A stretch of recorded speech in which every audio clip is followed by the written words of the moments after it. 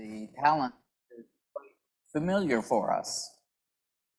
It's very concrete and we remember it well. The two servants who went out and invested the money well of the master and got a good return and were praised. And the one who went out and hid it away because he was worried was condemned. Another one of these stories in the Bible that seems to be the reverse of what we are. After all, most of us in the faith would say that we want to be really cautious, that we want to be careful, especially with something that belongs to someone else. And so we would be more like that third servant who hid it away. That seems to be our way more in the faith than what seems to be within the Bible.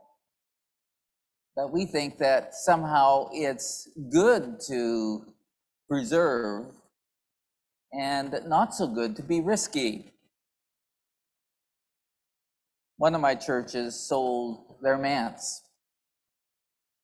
It was the first time the trustees had some money to look after, so had to develop an investment policy. Well, it brought lots of conflict, maybe surprisingly. And there was a trustee who was really adamant that the money only go into short-term GICs. After all, this is the church's money. We can't risk it, that we can't let it go down. We have to make sure that we preserve it, that we protect it. Another trustee was really adamant that it all go into income trusts.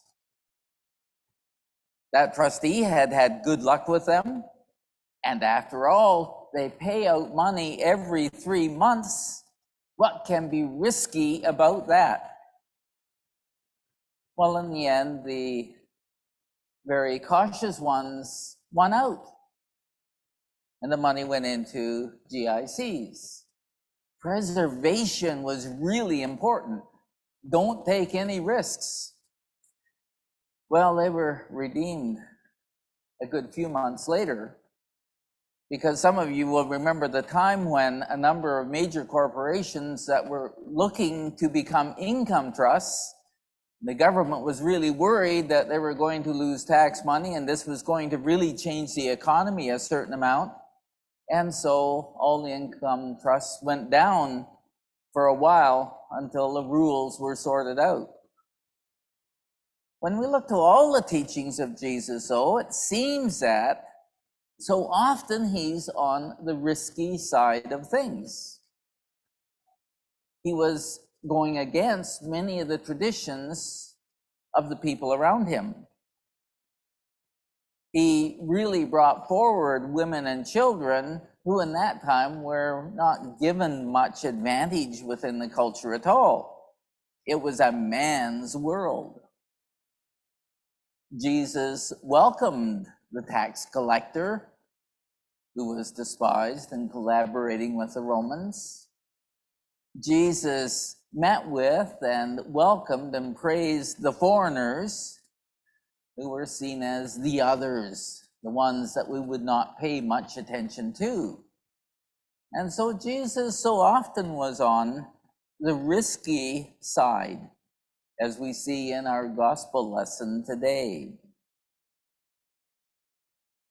One of the lessons that can come from that then is overcome your fear about taking a risk. It is important to reach out and to be able to do things that are different. Be venturesome and take some risks within the faith. Over the past 3 decades, we've had what was called the church growth movement, came mostly out of the States. I haven't heard much about it the last 10 years, COVID and all of that. But one of the teachings of those people, that was given to the church, was be willing to set people free to do what they are called to. And so they were suggesting that when someone has an idea for an outreach or a ministry by the church, let them go with it. Let them be venturesome. Let them take the risk. And their point was that in so many churches, somebody has an idea, it goes to a committee, and the committee talks about it and says, do we really want to do this? And what are the challenges that we're going to have in this? And who's going to plan it? And who's going to assess it and be accountable for it and all of that? And many committees kind of squash venturesome ideas. And so the thought for the church growth movement was, let people go, do their thing. And sure, lots of them will fail, but some will be successful. That would be a good thing. One has to be venturesome to expand the church, to reach out into the community, to do things that are different. Another lesson might be, use all your gifts and talents for the faith. I was kind of inspired back when I was a teenager. Our presbytery had a youth rally. It was held in Owen Sound.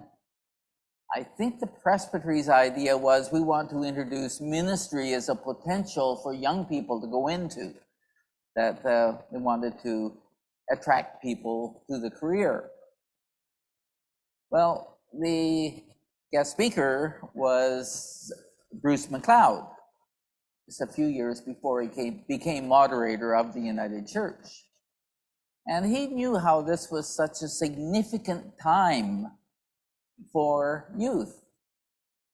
After all, we were all looking at, okay, what courses do we need to be able to get into what college or career we might be looking at, trying to figure out what we were going to do with the rest of our lives.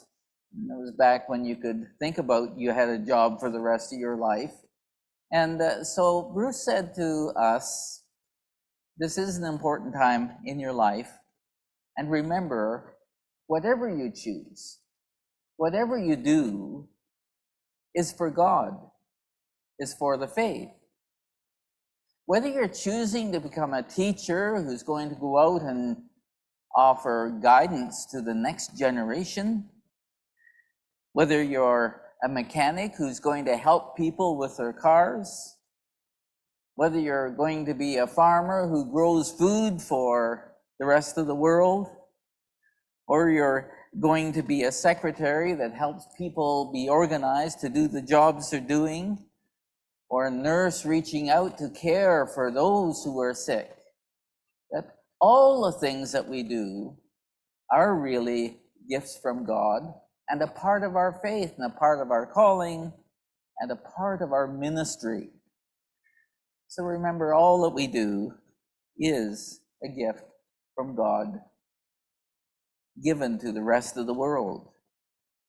And so in church, whatever we do, whether it's singing within the choir or offering coffee and cookies at coffee time after, or whatever we do within the church, we do it for God. And it is a calling, it is a ministry. Use your gifts well. And I think a third lesson might be, use our gifts for change. We can go to church and learn, and we know that we want that to make a difference in our world today. So what can we do to bring good changes to our community, to make this to be a better place for people to live?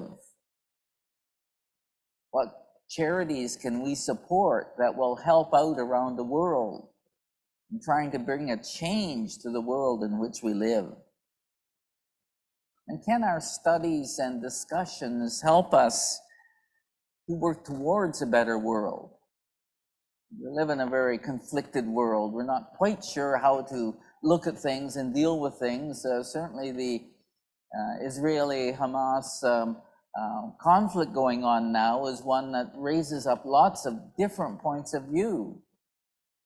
Makes one wonder who is right and what is right, and how can we bring changes to this. For all of those conflicts that we have going on around the world, and the kind of societal conflicts as well about what kind of society we should have, they all need some discussion and help to lead us to make better decisions for the world in which we live. In this parable, we are called to overcome our fear and take some risks and be a bit venturesome in our lives. We are called to use all our gifts for the goodness of God. And we are called to work for change, to make this world a better place in which we live.